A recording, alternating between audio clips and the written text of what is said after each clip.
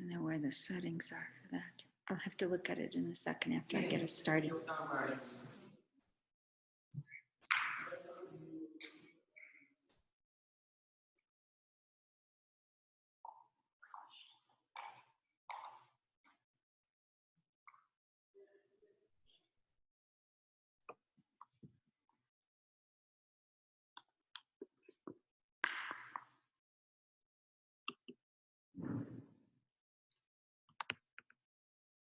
Do you usually do the meditation, that visualization of the all sentient beings around you, your father on your right, your mother on your left? I let them lead it themselves.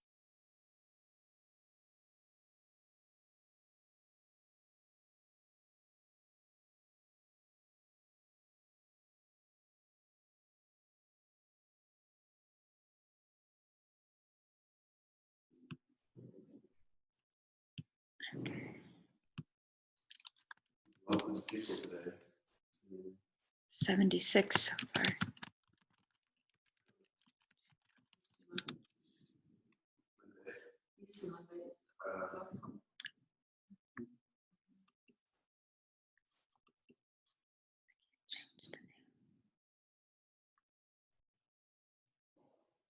There we are. Okay, we're unmuted here.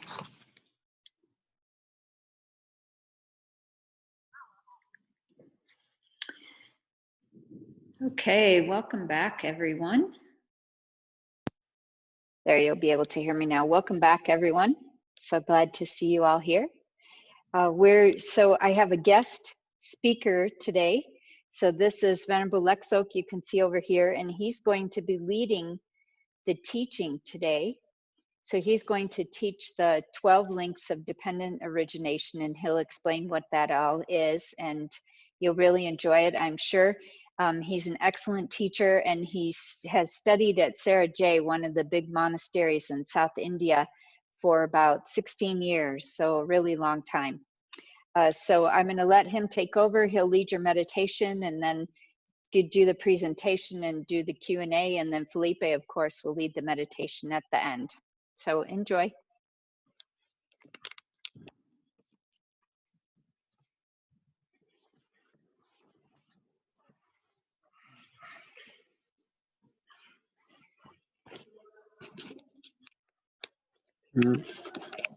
Hello, everyone. Thank you to Venerable Drolma for inviting me, and welcome to all of you. I'm glad to be able to share this session with you. So let's begin, like usual, with some meditation to generate a positive motivation for the session. So get comfortable in your meditation posture. We'll start in about 5 minutes. Gradually bring, as you get your body comfortable, relax on your cushion or your seat, your chair. Then gradually bring your mind to your breath or another object of meditation in order to focus your attention.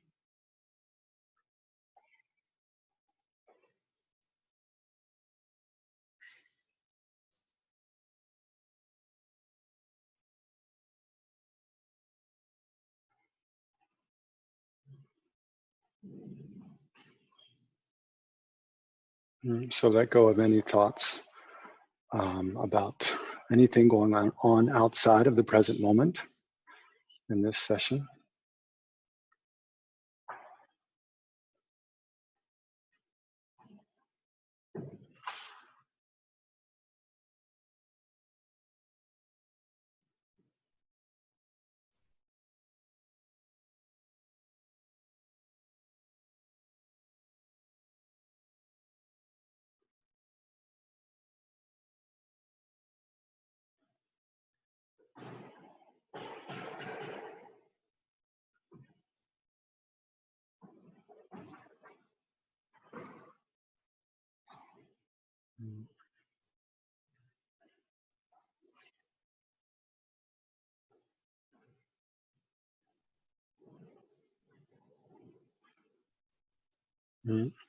So then one way to generate a motivation is to generate compassion, to briefly meditate on compassion, and then relate that to this session. So a typical way to do that is first to visualize all sentient beings seated around us. So briefly imagine your father of this life seated immediately at your right, and then all your male family and friends seated to your right and behind you. And then your mother of this life seated immediately at your left, meditating together with you. And all your female family and friends, your grandmothers and aunts and sisters and female cousins and so forth to your left and behind you. And then the people whom you're most prone to become irritated or angry with, imagine seated directly in front, facing towards you. And then all other sentient beings, all the animals and beings of the different realms, human realm and other realms. Imagine them all in human form, seated all around you. So as you briefly, if you can't generate a visual image, at least have a sense of all sentient, sharing the world with all sentient beings and yourself being connected with all of them. And briefly reflect how all of the sentient beings are exactly the same as oneself, and that fundamentally they want well-being and happiness, and they want to be free from distress and problems and suffering.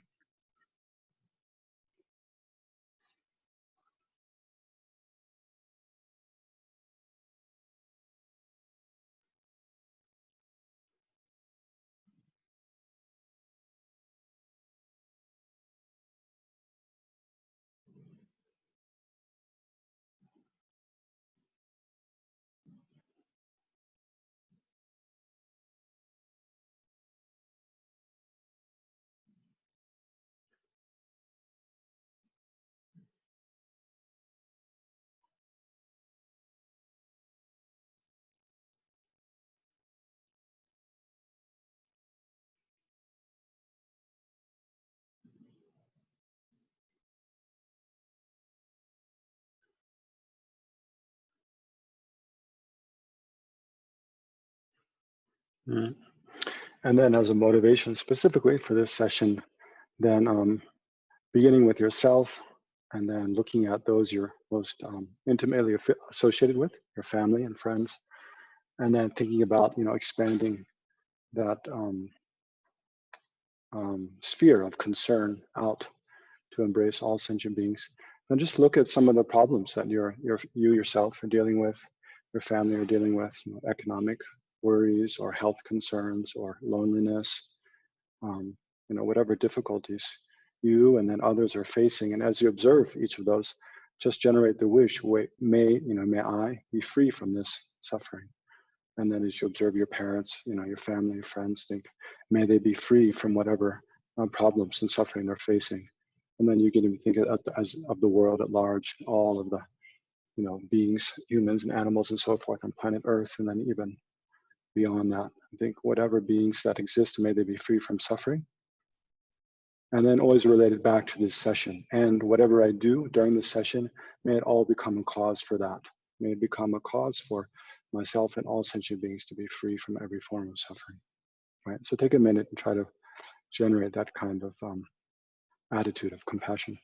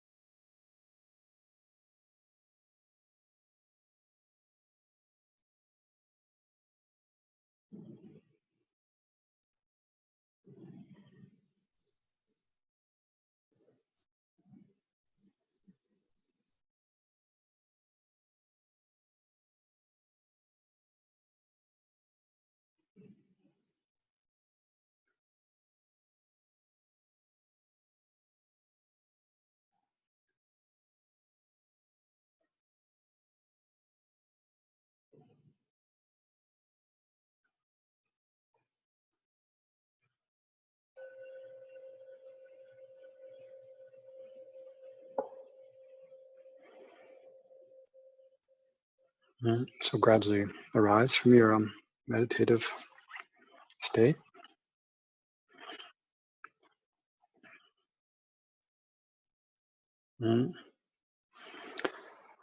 So let's turn to the main topic for today.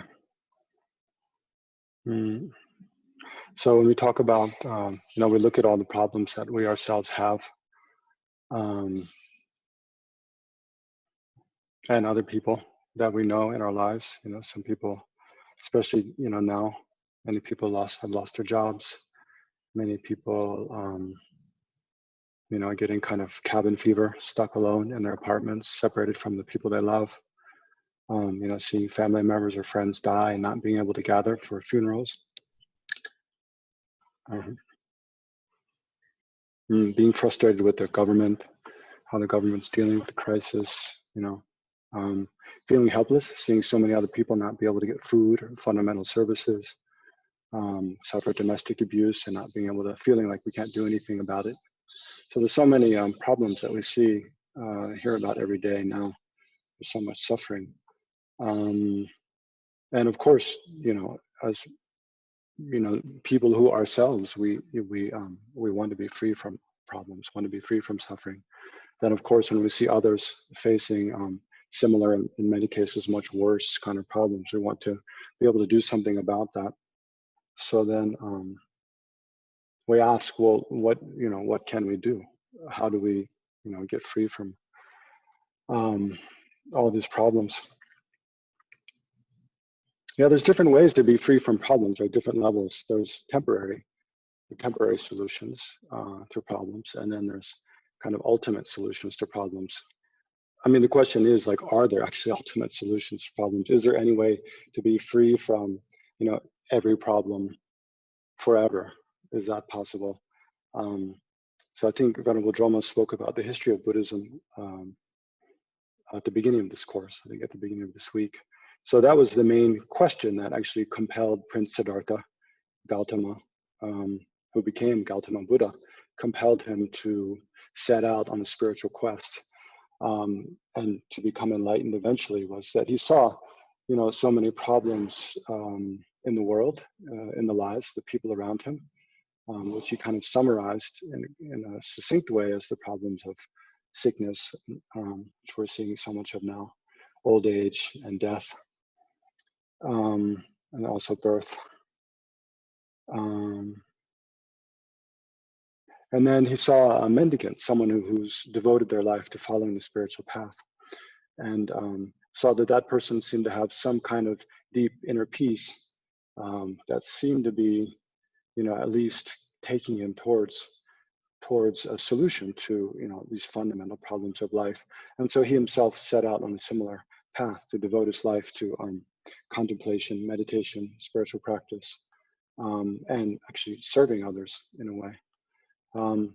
So in the course of that, then he investigated to see, well, like, what is the fundamental source of our problems? Where do they actually, what's the deepest root of our problems? Where do they come from? And his conclusion was that actually they come from our own mind. First of all, they don't come from outside, not from something physical. They don't come from other people. They don't come from, creator God.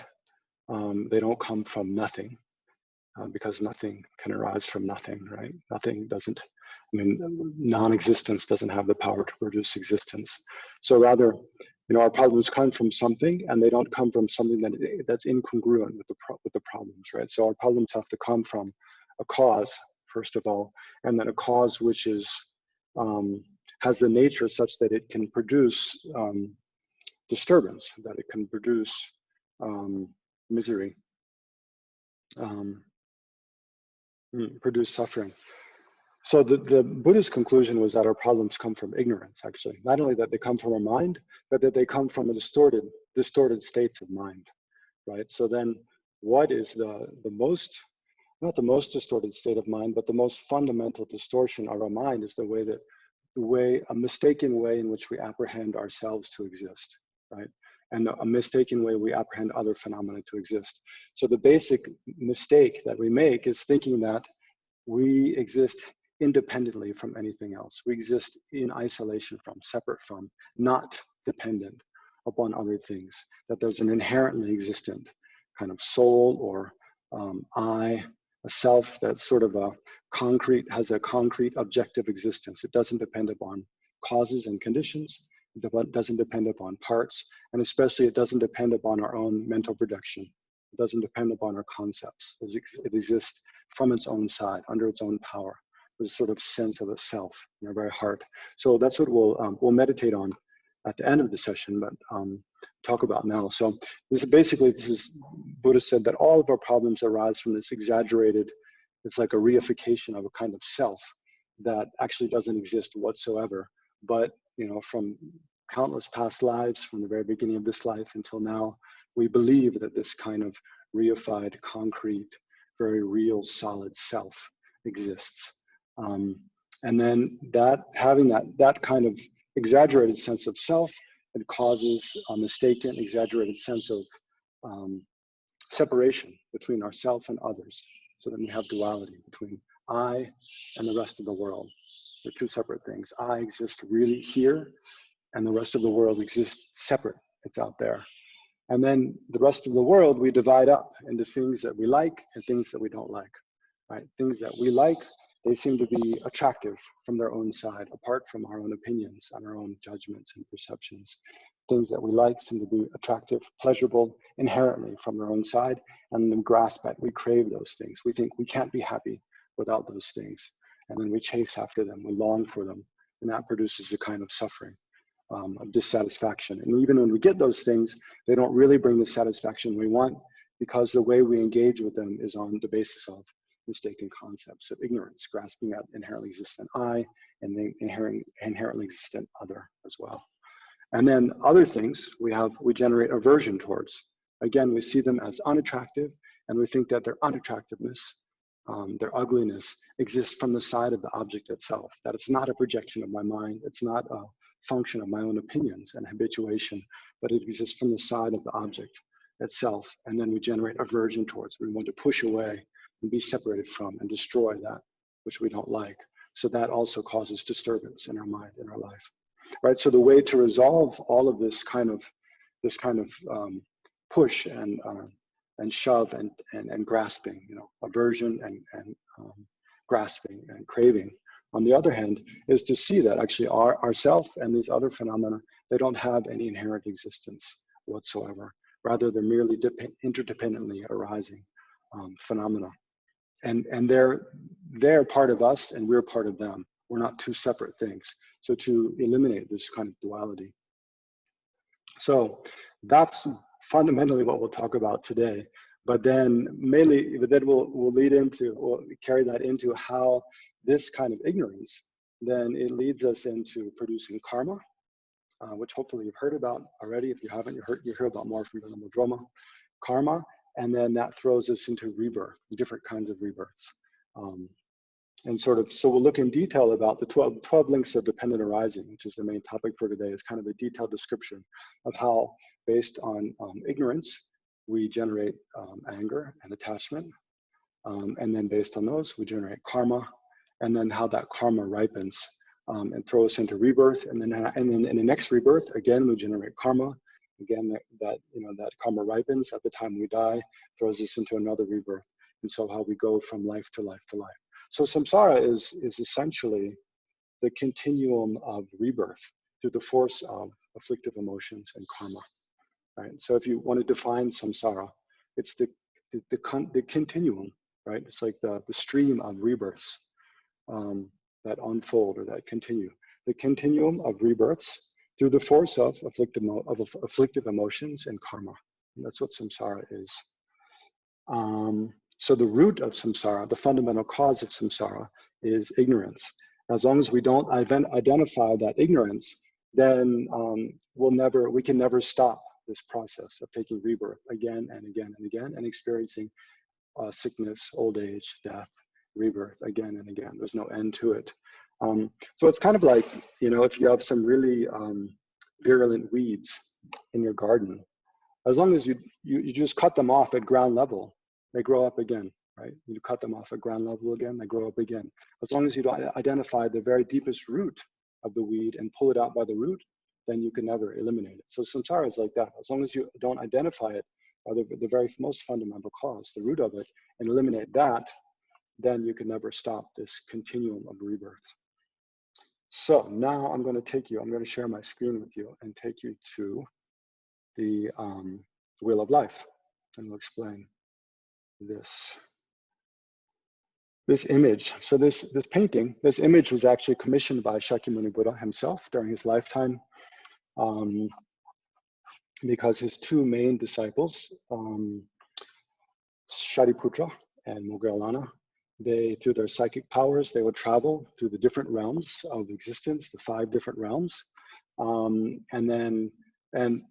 through their clairvoyance, they could see what karma beings had created to take rebirth in those different realms. So then they would come back and explain that in the human world to people, and by that they inspired people to practice pure morality, to abandon harming other sentient beings, because through the force of negative karma that we create through harming others, we ourselves suffer now and in the future, and especially in the future lives, we can take rebirth in very miserable states. Whereas by refraining from harming others and using our life to benefit others as much as we can, we create positive karma through which we take rebirth in positive states as humans or gods.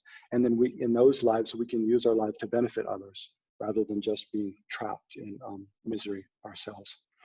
So so the Buddha asked an artist to depict the Wheel of Life, which depicts, so I hope you can see my cursor, I think. You see in this middle ring is the five or the 6 realms. Those are the 6 realms depicted. And then here in the next inner ring, where it's half white and half black, that shows negative karma is represented by black, and white, positive virtuous karma is represented by the white. And then the cause of those karma is right here in the center, these 3 animals. That symbolizes the afflictive emotions. So they're called the three poisons, the root afflictive emotions of ignorance, attachment, and anger. Yeah, so maybe I want to add, just to kind of pump up your enthusiasm, because this is quite a difficult topic. So there's a lot of details, and yeah, don't expect to understand it all clearly at the beginning. But even if you get a doubt, and I can generate some interest in your mind about what's going on here, then that'll compel you to learn more and hopefully be very useful to you. But to try to generate some enthusiasm, I wanted to mention that usually when His Holiness Dalai Lama, whenever he's giving an introductory talk about basic human fundamental values or Buddhism, he usually says that especially if you're interested in Buddhism, if you want to practice Buddhism, the 2 main things that you must know is that you must try to generate the philosophical view of dependent origination. And this is Buddha's fundamental teaching, that nothing exists in isolation from anything else. Everything is interrelated, and things affect each other, right? So things' existence, the way things are, the way we are, the way others are, the way everything exists is in dependence upon other things, right? So everything's interrelated. So we should have the view that whatever exists, it exists in dependence upon causes and conditions, in dependence upon parts, physical parts or other kind of parts, and independence upon the mind, right, and perception. So the fundamental view that we should try to generate of ourselves and other things is that of dependent origination, and that has many different kind of colors, many different permutations. So this explanation of how we create karma and take rebirth is one kind of dependent origination. So as Holiness says, we should try to generate the philosophical view of dependent origination and the behavior, you could say, or the moral ethic of compassion, right? Not harming others to the best of our ability and trying to benefit others as much as we can. So you can subsume all of Buddha's teachings into these 2 things: the philosophical view of dependent origination and the behavior of compassion. Okay, so now I'll jump back to the Wheel of Life. Okay, so let's start here in the center. There's these 3 animals. The first is a bird, the top. So that is, this bird represents attachment. I think it's sometimes depicted as a rooster, because roosters tend to preen themselves and kind of strut around and they're very proud of their plumage. They're very attached to their appearance. So that represents attachment. So attachment fundamentally is the mind that As I mentioned earlier, it sees an object, sees something, you know, another person or food or, you know, status or power, reputation, sees something that's very attractive, thinks that attractiveness exists inherently as a property of the object, thinks that the object to which we're attracted to has the ability to bring us happiness, to give us happiness, and then craves to possess or to enjoy, to use, to not be separated from the object of our attachment, right? And then it's difficult to pull our mind away from it. We keep thinking about it, longing for that object again and again. So that's attachment. So attachment, I mean, one of the biggest faults of attachment is we put unrealistic expectation on things to please us, right? Another person, if we're attached to a person, we have an unrealistic expectation that they can make us happy. If we, you know, have attachment to wealth or power, we have an unrealistic expectation that when we get that power or get the wealth we're craving for, that will fully satisfy us. And therefore, when we get the things we want, we're disappointed again and again. So that's attachment. And then the snake here represents anger, right? So anger, again, is when we see an object as unattractive, and then we exaggerate its negative qualities. We exaggerate its unattractiveness, and we generate aversion to it. We want to push it away, get rid of it, be separated from it, destroy it, cause it to cease to exist, never have to deal with it again. And even, we want to harm it in that way. So these two fundamental distortions, these fundamental afflictive emotions, you see the one represented by the bird and the other represented by the snake. The tail of the snake and the bird are in the mouth of the pig, right? So that represents that they arise from the pig. The pig here represents ignorance. So why does the pig represent ignorance? Yeah, I don't know. I don't want to go into a long discussion of it, but probably because pigs, they kind of tend to be quite dirty. You know, they kind of wallow in the mud and just, you know, they walk with their head down and rooting in the ground for, you know, for food. So I know actually pigs they're not stupid animals. They're quite intelligent animals in many ways. But anyway, you have to represent it with something. So if you choose an animal to represent ignorance, what else are you going to choose? I'm not sure.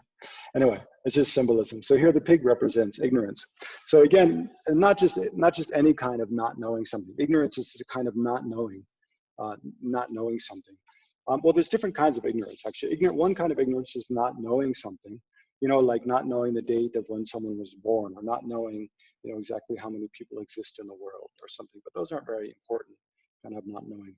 So here the ignorance we're talking about is not just not knowing something, but it's rather grasping at things in a way that they actually don't exist.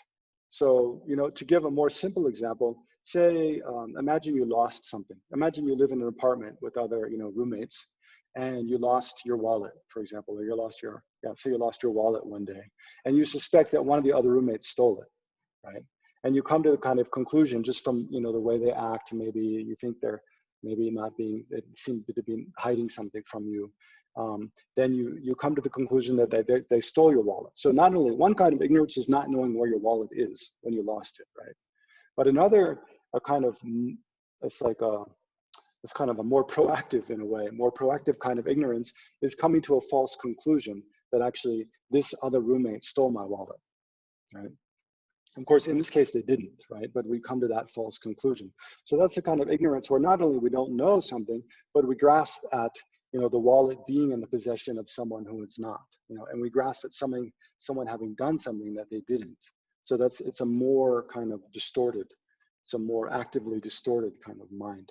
So here, the kind of ignorance that we're talking about is what I was talking about earlier, where not only we don't know what our most fundamental nature is, how we exist, how we're an interdependently arising phenomena, but we grasp at ourselves as not being an interdependently arising phenomena. We grasp at there being a real concrete self that exists from its own side, independently or separately from anything else, not independent upon anything else. There being a real essential essence, essential self, kind of somewhere in our heart or in our mind, or in our deepest kind of levels of consciousness. And we imagine it existing in all different ways.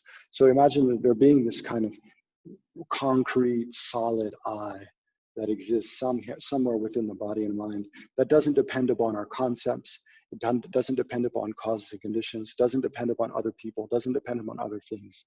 It has its own independent existence. right? And that causes us to feel separated from other things. And then, as I said, divide up the other world that seems to be exist separately from us into that we like and that we don't like. So that's how ignorance leads to attachment and aversion. We have this heightened sense of separateness from the rest of the world, and then the world that we exaggerate as otherness, then we divide up into that we don't like and that we like, and then we generate anger for the one and attachment for the other. So that's what's going on in the middle here. Yeah, and then here, the next level, so these three root afflictive emotions, ignorance, anger, and attachment, then when we act through the force of those distorted states of mind, we create what's called contaminated karma. We create karma. So karma means intentional action, fundamentally. When we intentionally engage in actions with our body, our speech, or our mind. So physical actions with our body, verbal actions with our speech when we say things, and even with our mind, when we think things that are motivated by or empowered by ignorance, attachment, or anger, then we create contaminated karma. So there's two kinds of contaminated karma. There's negative karma, for example, when we act out of anger, when we act immorally, to lie, steal, slander others, and so forth. When we do things that intentionally harm others, then we create negative karma. So negative karma, there's different kinds of karma. There's so many different kinds of karma. I can't even start to go into all the details in this session, but two fundamental kinds. Well, the kind we want to talk about here is throwing karma, right? So throwing karma means it's karma that's powerful enough to throw a whole rebirth, to produce a whole life, right? So now we're all born, all of you watching now, we're all human beings, right? So we've created some very virtuous karma in the past because human beings, we have a very privileged kind of existence, right? We have, it's easy to get food, we have shelter, we have clothes, it's quite peaceful. Yeah, so we have so many, you compared to the animals or spirits and so forth, we have so much, a very peaceful kind of privileged life. So the main cause for human rebirth is practicing pure morality, not harming others. So in the past, we've created, we've practiced pure morality, and we created some powerful karma of pure morality such that when we died from our previous life, then that karma ripened and through this human rebirth. So that karma, it's through the force of that karma, then we abide in this human body, this human state of existence, in this human kind of frame of mind for a certain number of years, according to our karma. And then when the karma to abide in that human existence exhausted, then we die and then take rebirth again through a different kind of karma. So in short here, when we create negative karma, then we, the most powerful kinds of negative karmas we create, they have the power to throw a whole rebirth, a whole existence, a whole life as one of these beings of the lower realms. So these, you see in the black side here, there's an animal, there's like an ox, and then a hungry ghost, it's called, and then a hell being. So those three lower realms are depicted here. There's the animals here, and then the hell realms here, and there's the cold hells over here, and the hot hells over here. And then other in between hells. And then there's a hungry ghost realms here. So I hope Venerable Drolma will explain in other sessions more about the realms. And then here on the white side is positive karma. So again, when we engage in virtuous actions, like being honest, being generous, protecting, being respectful to others, helping others. So when we do things with a positive motivation, so that's why we take time to generate a motivation at the beginning of a session, then we create virtuous karma. So the most powerful virtuous karmas, again, have the power to throw a whole life. So we can take rebirth in one of it's 2 or 3 upper realms. So here's the animal realm, and then here are the God realms. So the God realm you can divide into 2. There's the demigods, which are like less powerful gods, and then the just usually called the gods. Yeah. So that's how you make it into 6 realms. Okay, so now we come to the main stuff, which is the 12 links of dependent arising. So we start up here at the top, and the links go around clockwise. So the first, so I'll divide up the links, these 12 links. One way to divide them is there's 2 sets of cause and effect. So the first is called the projecting causes and the projected effects. So that means basically when we create the karma that has the power to project or throw a future life. So we create that karma, and then the seeds are planted on the mind stream. And then when it ripens, it produces, a body and mind of that life that it's thrown. and then the ability to experience objects. Then we experience objects, and then we generate feelings of pleasure and pain based on that. So I'll come back to each of those in one by one. But then when the karmic seed, it's on the mind stream, so how is it actually ripened to actually produce its effect? It's through there's this other set of cause and effect, the actualized causes and effects. So here, there's 3 actualizing causes, and then the 2 actualized effects. So those are kind of the factors that explain how that karmic seed is actually matured and then caused to fully ripen and produce its result of rebirth. So there's 2 sets of causes and effects. So we start with the first 3 causes, the projecting causes. The first here is ignorance. It's represented, so I'll expand it a little bit. It's represented by a blind man. See, just like ignorance, like a blind man, a blind person, they can't see where they're going. They can't see clearly where they're going. So they kind of, have to feel their way along, and it's kind of clumsy and stumbling. It's very difficult, and they can easily, fall, or run into obstacles. So like that, when we're blind to the nature of the ultimate nature of reality, then it's difficult for us to see how, why we suffer, and then how to escape from suffering, and how it is that we take rebirth in one, in a happy or unhappy state of existence. So, as I was explaining earlier in the relation to the animal, so this ignorance gives rise to attachment and anger. Ignorance, grasping of the self as existing in a way it actually doesn't. I mean, another kind of ignorance which is related here is ignorance about past and future lives, like thinking past and future lives don't exist. There's another kind of ignorance. Also thinking that there is no karma. There is no golden rule. There is no law of cause and effect. So the way I treat other people, the way I act, it doesn't have any long-term consequences. Even if I can take advantage of and cheat people and lie, as long as they don't know about it and I get away with it, there's no long-term result. Then that's another kind of ignorance, thinking that our actions don't have any effects on us, so they don't have any karmic effect, where we experience whatever we cause others to experience. So through the force of this ignorance, then we give rise to anger and attachment and all the other afflictive emotions. And then we engage in actions based on those distorted emotions, and thereby we create karma. So the second link is the link of, it's called compositional factors, but basically it means throwing karma. The karmas which have the power to throw rebirth. So this is symbolized by a potter. He's making containers. So he's making containers which hold things, right? So when we create a karma, karmic action, an intentional action, then once that action is completed, the energy of that action doesn't just go away, but rather becomes like a seed for us to have a similar experience to what we cause others to experience. So, for example, if we say we lied to someone intentionally, and then at the end of that we don't have any regret, we don't purify, we rejoice in having gotten away with lying to that person, then that karmic action becomes a seed in our mind stream. So that seed, just like a plant seed, if you grow a crop of corn, then each kernel of the corn is a seed, right? Let me flip back to me here so you can see me talking for a minute. So each kernel of corn is a seed. That seed, it contains the blueprint for a whole nother plant, a whole nother corn plant. So like that, when we lie to someone, and then that action of lying afterwards, it becomes a kind of energy in our mind stream, which is like a seed. And that seed has the potential to produce a result of other people lying to us, right? Is one kind of result it produces. It has the power to produce the result of us experiencing being deceived and being lied to, and feeling the pain of being deceived. It also has the power to produce the result of us having the urge to lie again, which is like the habitual result. It also has the power to produce the result that we are born into an environment where we're surrounded by people who don't trust each other, where there's no trust among people. So these are that's what's represented. I'll flip back to the image here.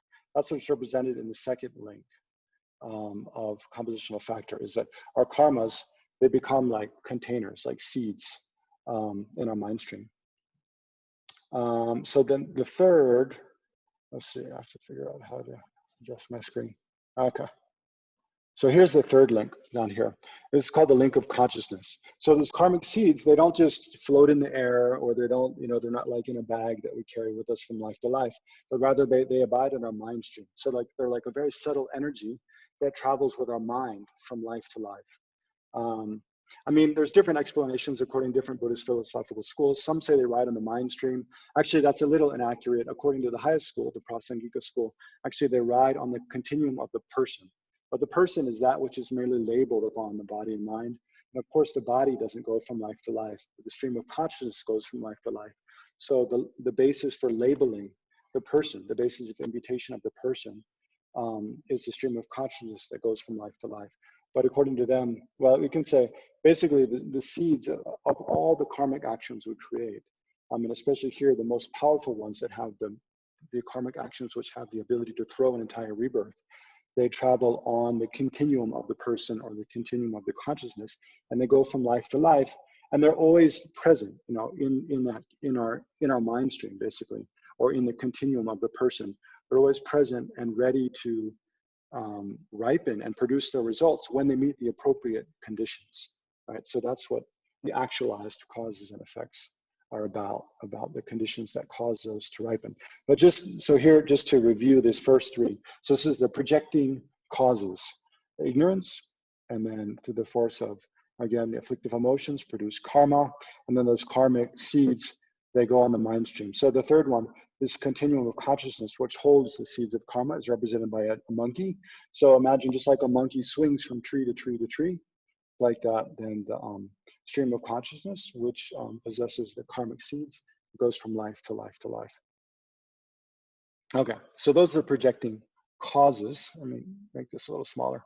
Those are projecting causes, and now there's 4 projecting effects. Right, so then when this karmic seed, which has the potential to throw a rebirth, the very first moment of the rebirth is qualified by having a mind and body of that life. So I think when we took rebirth as a human being in this life, when did our life as a human being begin? It began at the first moment of conception, right? So at the first moment of conception, what is present is our continuum of consciousness, which came from a previous life, and our body of this life, which at the very first moment is merely the conjunction of the sperm and egg cell of our parents. So that's symbolized by, so this is called the link of name and form. Here, name means basically the mind, different kinds of mind that are present at that time, and then the form is the body. So it's represented by people in a boat. Here you can think the people in the boat represent different aspects of consciousness, and the boat represents the body. So again, this represents when the very first moment when a karmic seed, which has the power to throw a rebirth, when it throws that rebirth, the very first moment of the rebirth is what's present is merely the consciousness and the body of that rebirth. So for an animal, it would be, at the time of conception of, say, a dog, then there would be the mind, which came from a previous life, the mind of the person, which is conjoined with the cells of the dog, mother and father. Or if you take rebirth in hell rebirth is a little different because it's a miraculous rebirth. It's not rebirth from a womb or from an egg for heat and moisture. It's just like it just suddenly appears. The body and the whole environment suddenly appears. Anyway, there's 4 different kinds of rebirth, basically. Rebirth from a womb, rebirth from an egg, rebirth from heat and moisture, and rebirth, spontaneous rebirth, it's called. So here, this is the link of name and form. Then you can just think of human rebirth to make it simple. So as the body develops, as the embryo develops in the mother's womb, then gradually we generate what are called the 6 sense doors, right? So as we generate eyes, gradually the eyes grow, then we generate the power to experience visual forms, right? Sound and shapes, not sounds, shapes and colors and so forth. As we develop ears, we generate the ability to experience sounds. As we develop a nose and tongue, we generate the ability to experience smells and tastes. So those are 5. You can think there's 6 windows here in this picture you see. So this is a house with 6 windows representing. So the house represents like our whole body, and then the 5 windows represent our 5 sense consciousness of eyes, ears, nose, tongue, body, and mind. eyes, ears, nose, tongue, and body. So with our body, we experience like hot and cold, smooth and rough, and so forth. And then the sixth is our mind. So with our mind, we can experience every phenomenon that exists, all the physical and also non-physical phenomena. So basically, as the body and mind develop from the point of conception onwards in the womb, we gradually generate the ability to experience more and more objects. And even, you can think even up to puberty in a way, because from puberty onwards, we have the ability to experience physical sensations. So that's probably why I think this is the next link, the link of contact. So of the four projected links, this is the third, the link of contact. So it's represented by a man and woman in sexual embrace. I think probably because that's one of the most powerful kind of experiences, that kind of objects that we experience, I guess. And also because, sexual contact, it involves all of all 6 senses. That's another reason maybe it's used to show contact. But here, contact here, it means basically that our 5 sense consciousness and our mental consciousness, they experience their objects, right? So like our eye sense consciousness, it experiences visual forms. Our ear sense consciousness experience sounds. Our nose sense consciousness experiences smells, and then our mental consciousness experience thoughts and feelings, concepts, memories, plans for the future, hopes, worries, and all those things. So, and then based on contact, then we generate feelings, right? So that's the next one. The link of feeling here is represented by a person with an arrow stuck in their eye. So it's based on, we generate the 5 sense consciousness and the mental consciousness. They come together with their objects of those consciousness. And then when we experience pleasant objects, we have craving for them, and then experience pleasure, but then the pleasure doesn't last, it fades away, and then we again long to experience that pleasure again. And then when we experience, of course, unpleasant objects, people we don't like, or circumstances that we don't like, misfortune, sickness, and so forth, then we have painful feelings. So there's 3 kinds of feelings represented here, pleasant feelings, painful feelings, and neutral feelings. Okay, so that is the end of the first set of cause and effect. So there's the 3 projecting causes, and then the 4 projected effects. So then we start the second set of cause and effect, which is represented here, which is the actualizing causes and actualized effects. So why actualized? Because it means in the first set of projecting causes and effects, we created the karma, and then that karma ripened. But what are the factors that cause certain karmas to ripen? So now we've taken rebirth as a human being.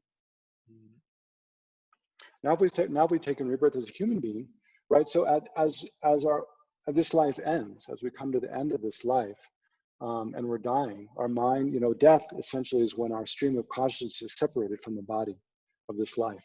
So in the stream of consciousness, it doesn't just go nowhere. It doesn't just cease to exist.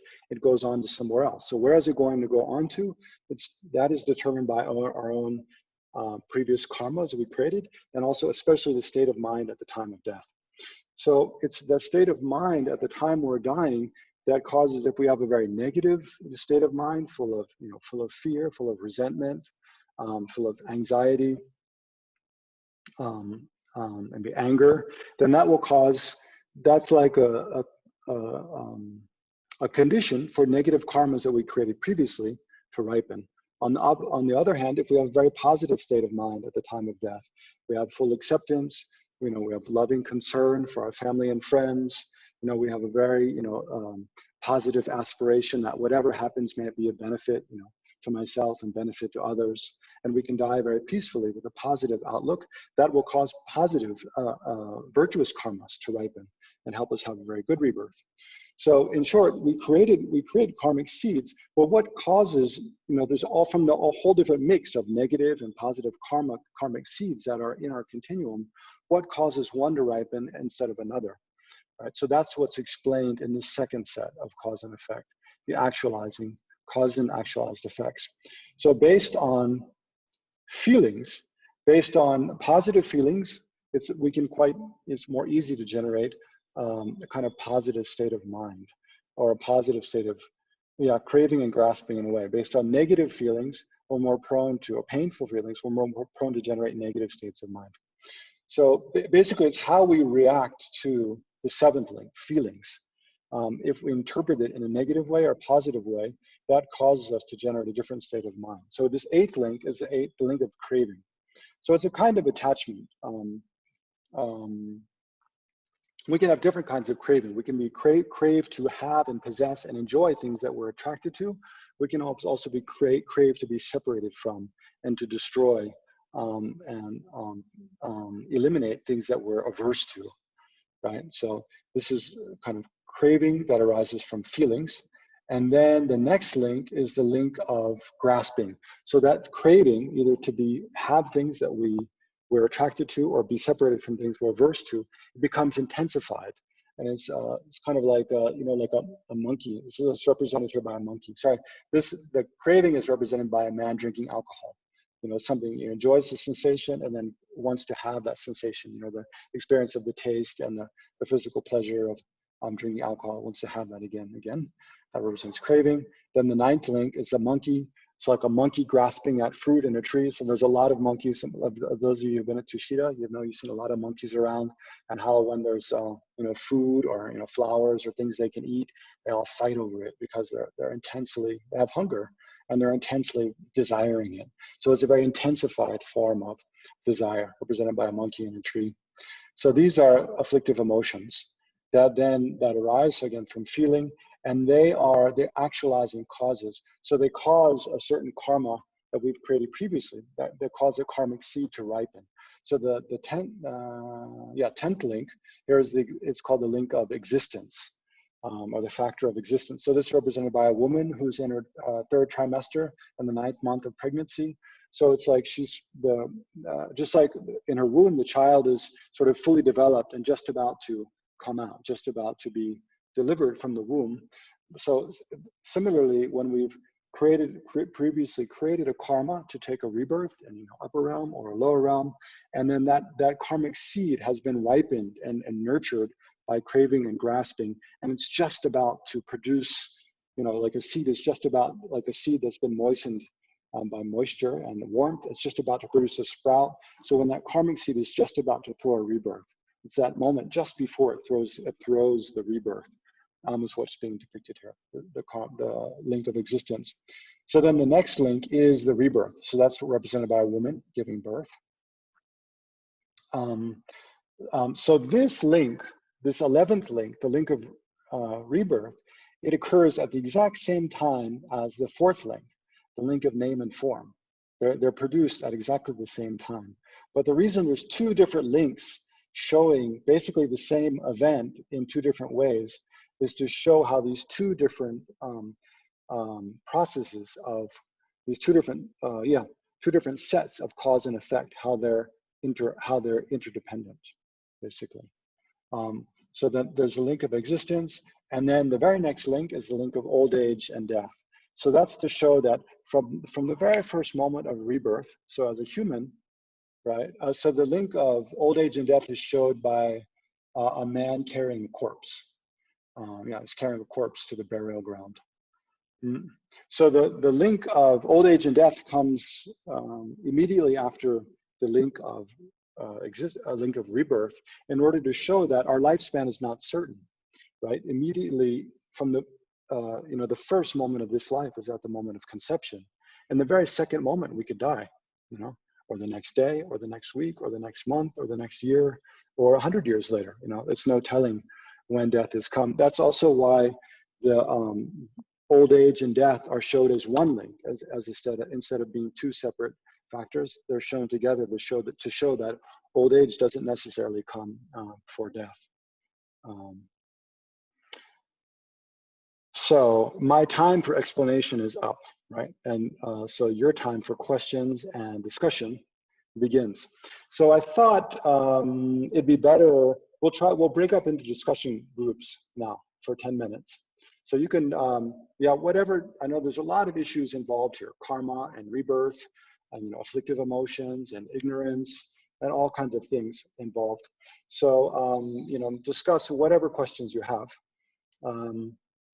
with whoever you're paired up with, and then for 10 minutes, and then come back, and then whatever questions you still have that you'd like to address to me, then I can try to answer some of your questions for about 10 minutes. Okay? So Felipe, are you there? Yep, I'll start the breakout rooms now. We'll have around 2 or 3 people per room. I'll better do 3 so that we don't. Wait a second. Create 40.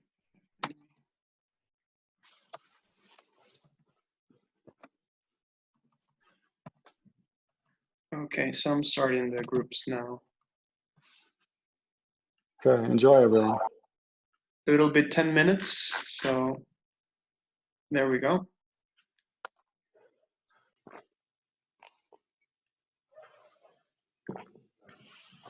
Hello, Polly. Let's see. I can't hear you, Polly. Can you hear me?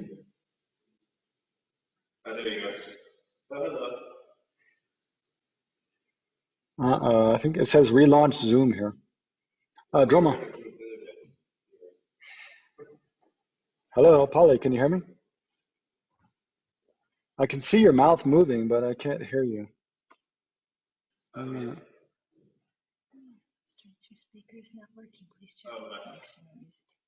You can hear me? Okay, should I just talk to you? You can sign back. Yeah, I don't know. I don't know if I can see if you type though. Hold on. Venerable Drolma's here trying to help me sort out the technical difficulties. Input level, volumes up. Mute is not on. Meeting your audio not being. We didn't record. We don't have to. I did. Okay. There's a mute thing here. Yeah, it says your speaker is not working. Please. Let's try. Can we just leave off with the earphones? Would that help? Sure. Just disconnect the earphones. See if you can hear. Should I keep talking to see if you can hear me? Hello? Yes, can you hear? I can hear you now. There, great. Okay. Hello. How are you? I'm fine, thank you. Thank you for the teaching. Sure, yeah. I feel very privileged to be in a room with you. No. I'm just. I was the lucky one. Where are you? Pardon? Where are you? In England, the southwest. Okay. Yeah, in the countryside, luckily. Have you heard explanation of this before? Wheel of Life? I have at Tashita. Oh, really? Oh, cool. Yeah, thank you. I've been furiously scribbling and trying to keep up with it all. Could I ask you a question? Please. About it? Sure. Yeah. I guess mine is so I can see that the craving has its own link in the actualizing causes, and where does aversion come in? Well, that's what I was trying to fit that in. I think the craving, it can be, craving can be craving for something we want, but it can also be craving to be separated from something that we don't like, right? Which is a kind of aversion. So it fits into it. Yeah. Okay. So like that, yeah. Nice. Yeah, that's how that craving link works. It can be craving something we desire, craving to be together with, to enjoy something we desire, or craving to be separated from and away from something that we dislike. Yeah. Yeah. I don't know. Have you done much time thinking about like how you might take rebirth after this life? As in what form that might take, or what happens? Yeah, like how you'd like to die, and thereby how you'd like to take rebirth. Yeah, I think I've not yet applied it to myself. I think the time I felt it most strongly was being with my grandma when she hasn't passed away, but when she was close to, and it felt really important to be talking to her about like the positive things she'd done in her life and telling her that it was okay that she was going to go. I suddenly that's something that really clicked it for me, of like, oh, this this is a time where it really matters how she's feeling. It's true, no? Yeah. Did she But die? Your grandmother? She's still alive. She keeps on bouncing back. Oh, good. But yeah, she's the first person I guess I've been with who's been sick since starting to learn about the Dharma. So Right. yeah, no. Yeah, these days I was reading in a newspaper article the other day about doctors in the Bronx in New York. Mm-hmm. You know, because they're seeing so many more people die than they usually do. And it was good. I saw one of the head doctors was telling the more junior doctors who are in residency to, you know, when you see someone dying, to make sure to just, you know, you see they're close to death, make sure just to hold their hand and just spend some time sitting with them and try to generate some compassion for them and just to, you know, comfort them a little bit before they die. It's really it's so basic, but very important. And it's such an important time of transition, that time. Yeah, and I guess in our societies which have or the Western societies which have hidden death for so long, now it feels like such a, I don't know, an interesting time that like a medic would be saying that, and people are suddenly being confronted with death in quite a new way that we've tried to switch off to for so long. Yeah, this article was saying that, you know, like it's probably the same in Italy or any place where there's, you know, so many people sick and so many people dying every day, that the doctors see that so much that it becomes, on the one hand, it can become kind of hardened to it.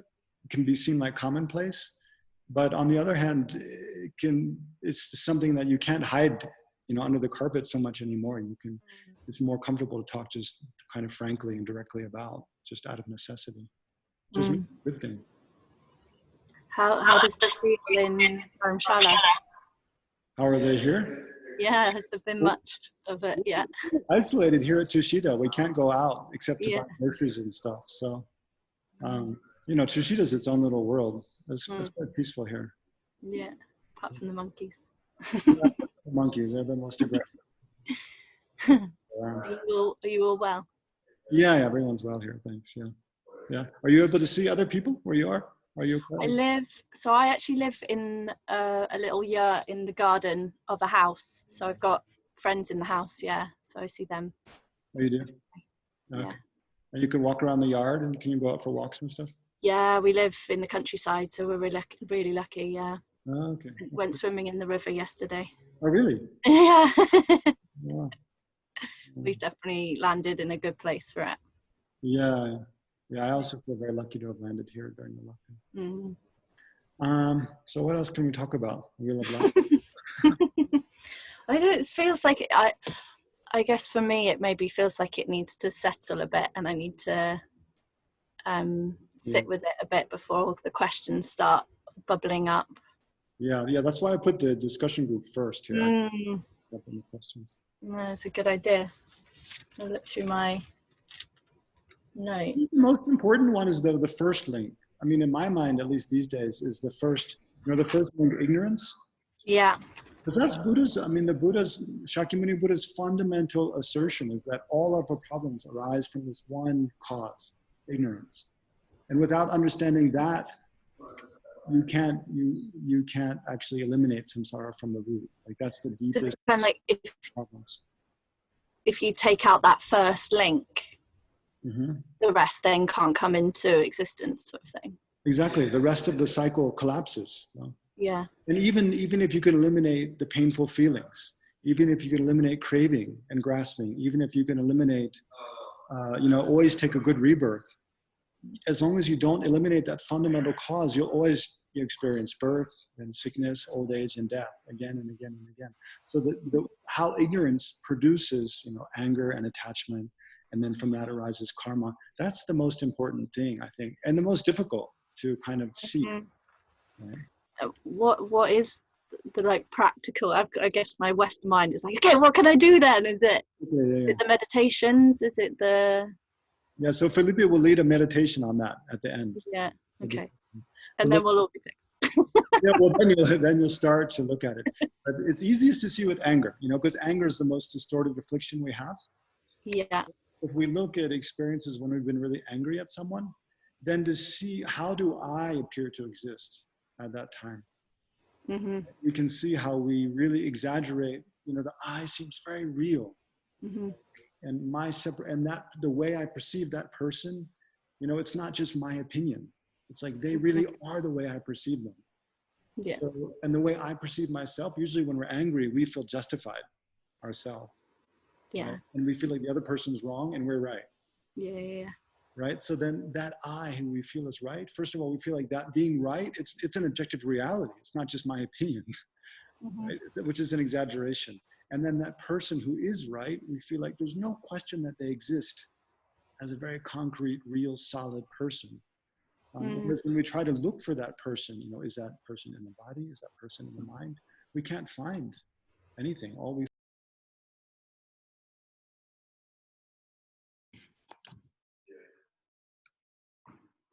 welcome back, everyone. You're all there. Excellent. So now we have 10 minutes for questions. All right, we have one question already that came in. So Eric, you can now ask your question.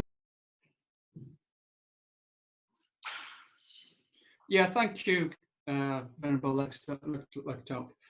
My question was really whether all Buddhists have this sort of literal view of the six realms and of reincarnation. Mm-hmm. And I think, you know, maybe if I can make the analogy with Christianity, you know, on the view of in the Bible, it might say that God created the world in 7 days. Some people have a very literal view of that, whereas other Christians can accept a more allegorical view. So I just wondered, you know, in terms of the Buddhist things about the six realms and about reincarnation. Is there just one view, or what do you think? No, of course not, because there's millions of Buddhists. So. Yeah, of course it's and we're free to have different views, but it's important we'll try to.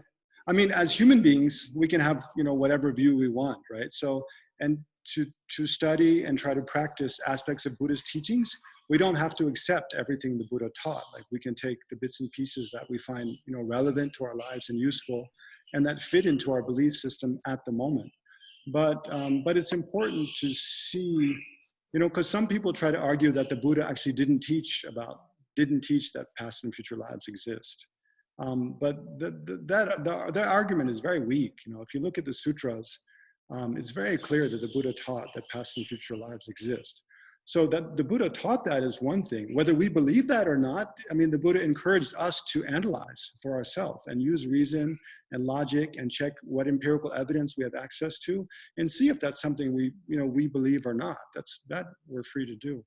But to really call ourselves Buddhist and also not believe in past and future lives is then our Buddhist faith becomes a very shallow, it's something that's just limited to this life, you know. So it can be very profound in some ways, but it really misses a lot of depth and a lot of complexity that a lot of other things the Buddha taught about nirvana, you know, liberation from samsara.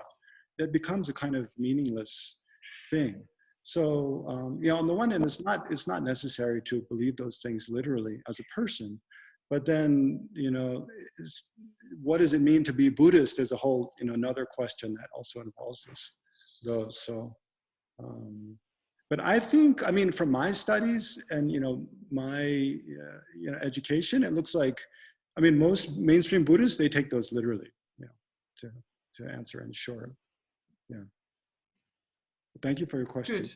Yeah, thank you. I come just as a sort of, I come from a more sort of scientific maybe Eric, we only have a very perspective. time, so I'd like to give other people a chance. Yeah, sure. Yeah, no, it's good. Yeah, it's something to think of. Thank you. Yeah. Okay, I'll move on to Pabla, who has another question. So, there you go, Pabla, you can ask. Yeah, hello, hi. It was really nice that you taught so much and a lot of things to think about. So I have a question that keeps on coming, that who decides about our death and the moment of the death? if there is no God as such, and it's the consciousness that keeps on passing on, then who decides it? Basically, it's our own actions, not decided by any person. It's not like, there's any judgment being passed, Mm-hmm. we've done good things or bad things, and not that someone decides when we die. Due to the force of our own actions, we create karma. And it's just like a natural law that karma, then when it ripens, it produces a certain kind of result. Mm-hmm. But then how is the time of every person's death different? Well, basically, it's a very complex thing. There's different factors that are involved. But the main one is like the throwing karma for this life. It has a certain power, right? So it's exhausted after, for some people it might be exhausted after 20 years, for some people after 40 years, some people after 60 years. Partly it's that the force of that throwing karma, how long how much energy it has to sustain life. But then the other is if we have karma for our life to be cut short. So say if it could be that we've produced a throwing karma to take rebirth as a human being, and that karma would cause us to have a lifespan of 80 years. But we might have also killed people in the past, murdered someone in the past. And then we meet the conditions for that karma to ripen, and someone murders us, and so cuts our lifespan short. Or we become very ill. Illness is also the result of karma. So then these like obstacles kind of karma can cut our lifespan short as well. Okay. Let's try to Thanks a lot. Yeah. Thank you, Pablo. Yeah. Thank you so much.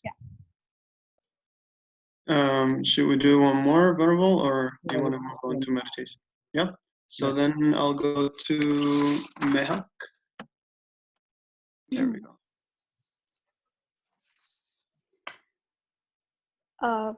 Venerable Lector, thank you for the session. It was very informative.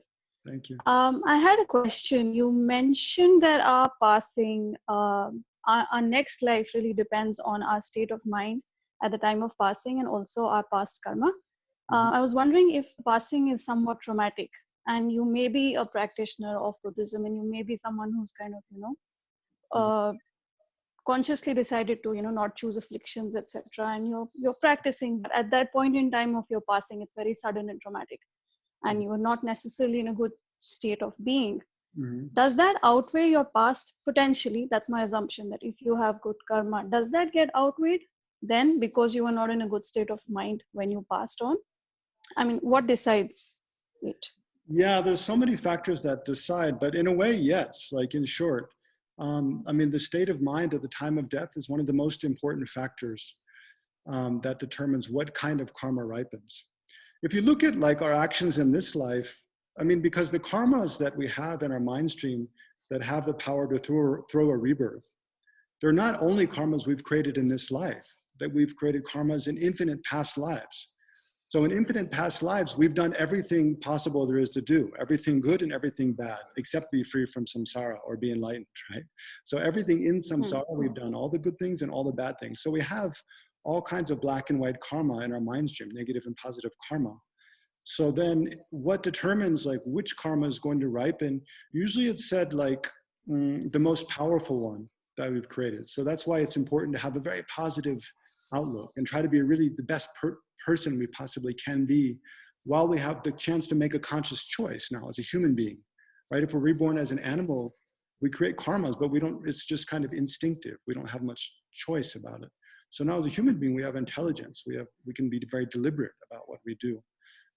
But then also, it's important to habituate ourselves to, first of all, kind of prepare ourselves for death, for the fact of death. But, I find it helpful looking at, am I really prepared for death by looking at, well, how is my mind when I become really sick? If I get a stomach ache or a headache or a fever and I'm weak and, physically weak and tired and have pain in my body, because probably, if we die, probably that's what it'll be like at death, unless we die suddenly in a car crash or something, it'll probably be, we have a lot of physical discomfort. So can I deal with that well? If we can keep a positive attitude, even in that state, then we can have some confidence that that we can die with a positive attitude. But if even those kind of small, relatively small hardships really disturb our mind, then we have a lot of work to do still, you know. So. And when you mention powerful karma, it can be negative or positive? Yeah, of course. Okay. We can do very heavy negative things like kill someone. We can do very, extremely positive things. Like look at the people working in the ICU now, the doctors and nurses. Right. Risking their lives to save other people's lives. Incredibly positive thing. Yeah. Right. Okay, so now we should do some Thank you. meditation with Felipe. Thank you all, and Thank you. take care.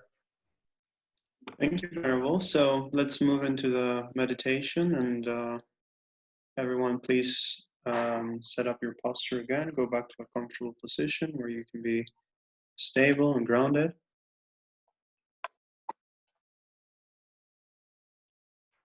And mainly having your back loosely straight.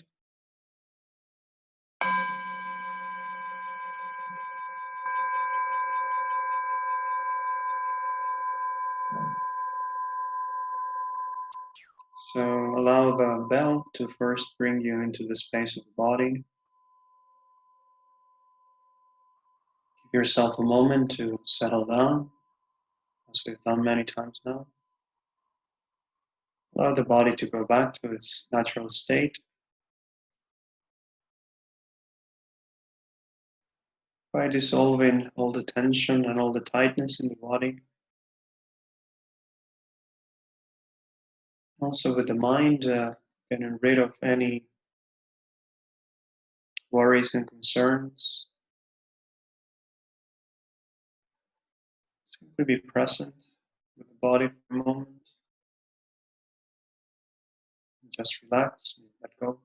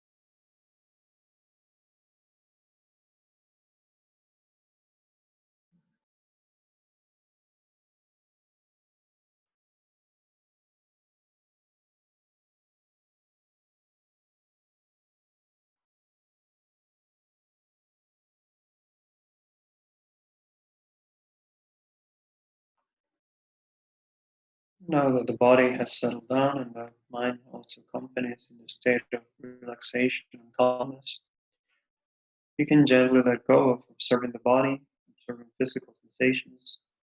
And now bring your attention to the mind so we begin contemplating.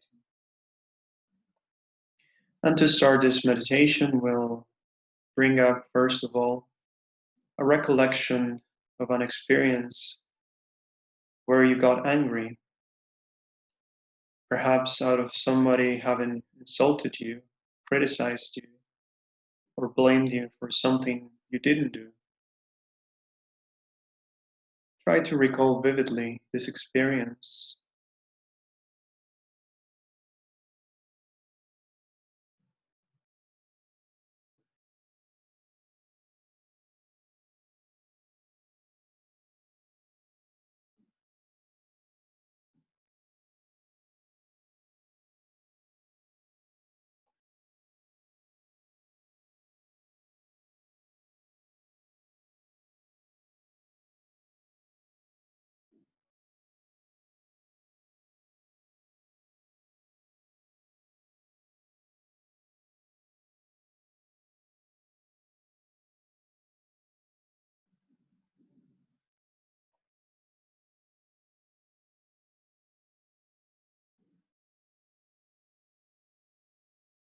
So recalling this situation, take a moment and check if there's a strong sense of self arising.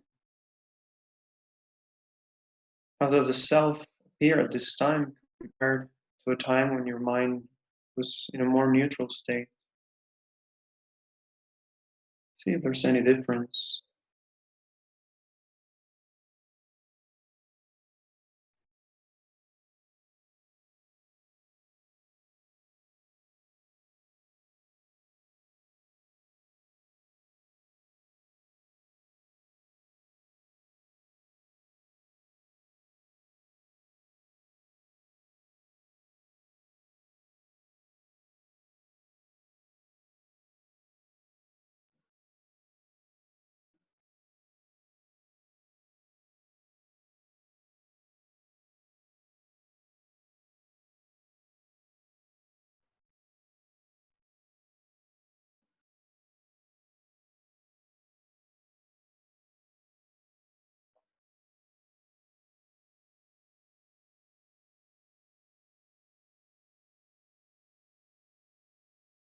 Do you have a sense that there is a concrete me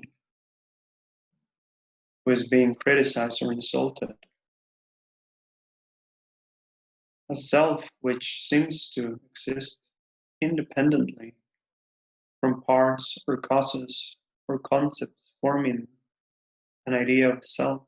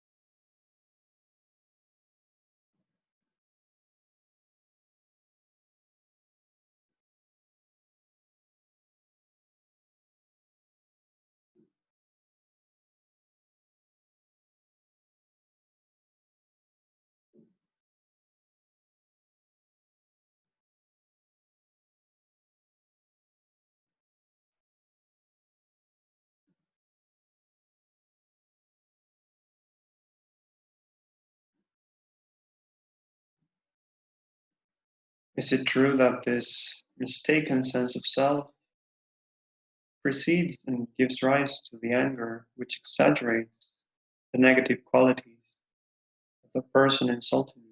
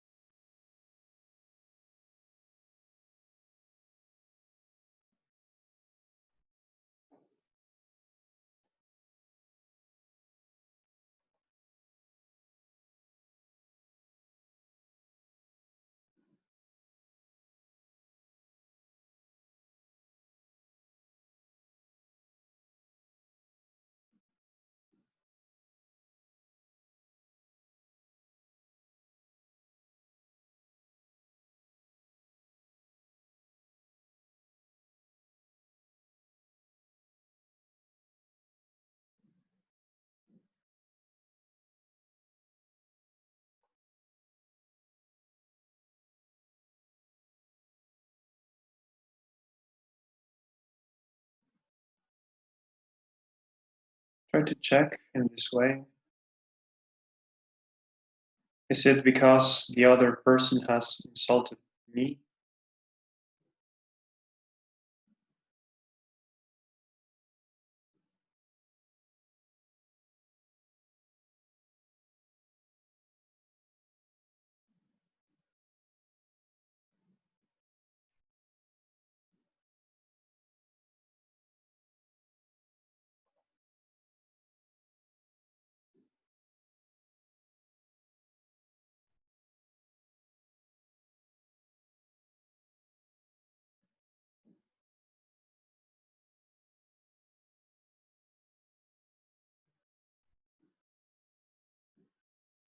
Is it due to seeing this me that was insulted or criticized as so solid and inherently existent?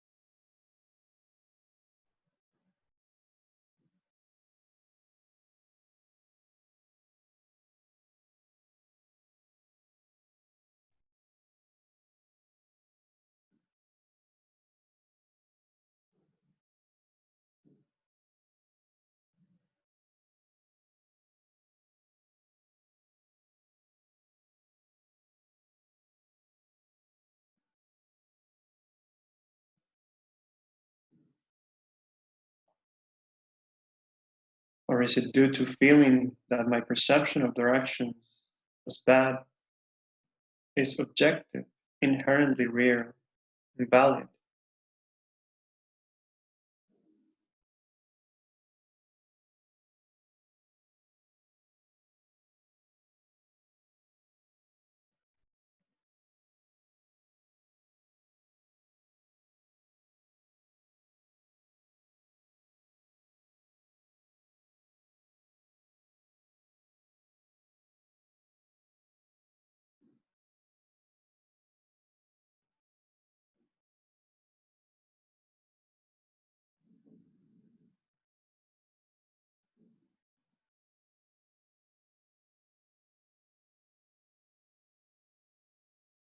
Or is it a combination of all these previous factors that gives rise to the anger?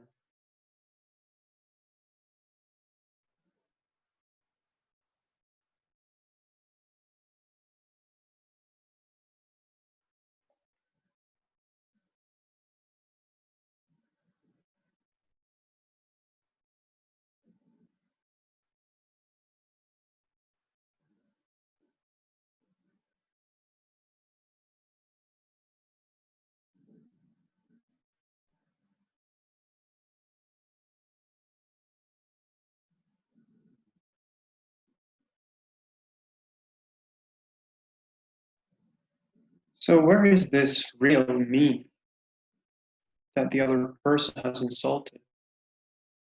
Can you find it? Can you pinpoint it in the body, in the mind, or somewhere else? Where is this me?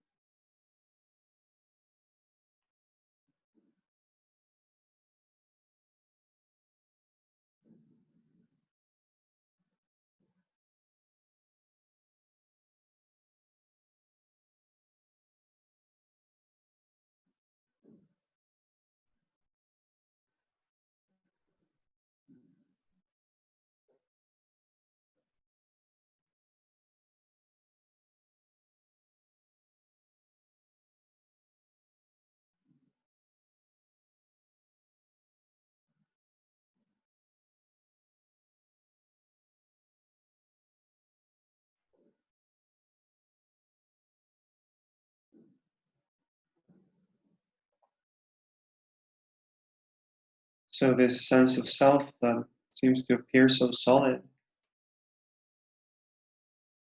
is so difficult to find. Where is this real me that got insulted or criticized.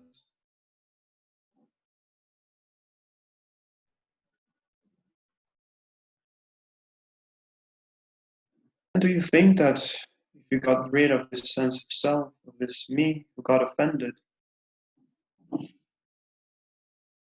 would the anger then arise?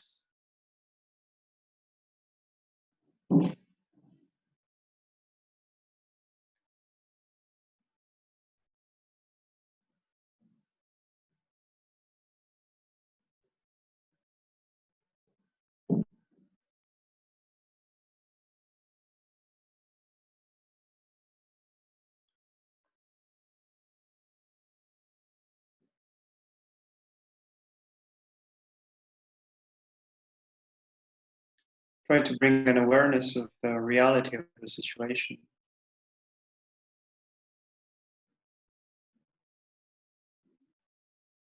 Instead of seeing all the elements as very solid and inherently existent, contemplate on the fact that this is a person who is empty from its own side, uttering of giving an insult which is empty from its own side, to this I, to this me, this self, which is not solid and independent, which is empty from its own side.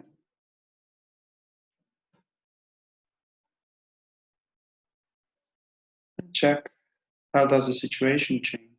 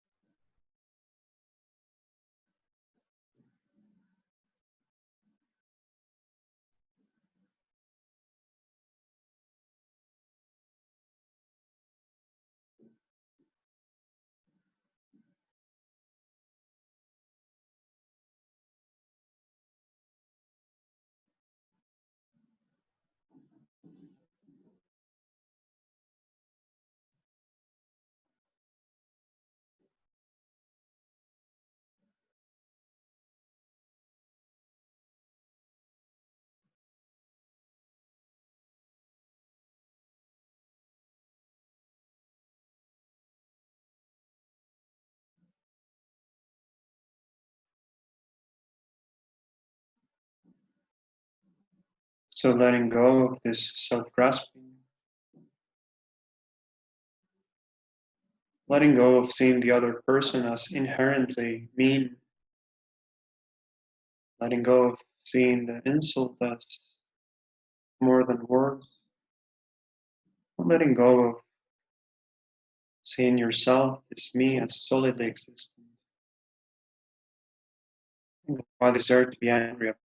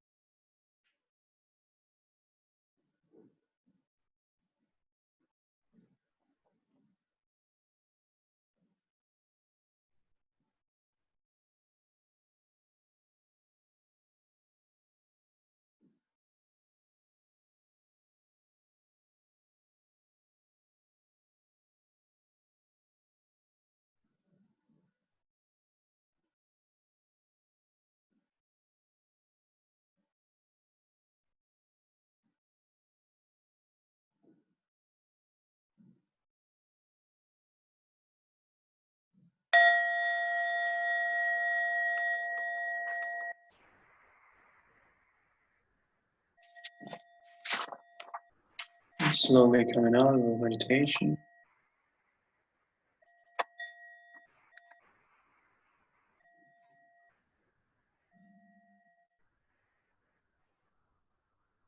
So we move on to the dedication. So we can all read together from the text from Shantideva. May all beings everywhere, plagued by sufferings of body and mind, obtain an ocean of happiness and joy by virtue of my merits. May no living creature suffer, commit evil, or ever fall ill. May no one be afraid or belittled, with a mind weighed down by depression. May the blind see forms and the deaf hear sounds. May those whose bodies are worn with toil be restored, finding repose. May the naked find clothing, the hungry find food. May the thirsty find water and delicious drinks. May the poor find wealth, those weak with sorrow find joy. May the forlorn find hope, constant happiness and prosperity. May there be timely rains and bountiful harvests. May all medicines be effective and wholesome prayers bear fruit. May all who are sick and ill quickly be free from their ailments. Whatever diseases are in the world, may they never occur again. May the frightened cease to be afraid, and those bound be freed. May the powerless find power, and may people think of benefiting each other. For as long as space remains, for as long as sentient beings remain, until then, may I too remain, to dispel the miseries of the world. May it be so.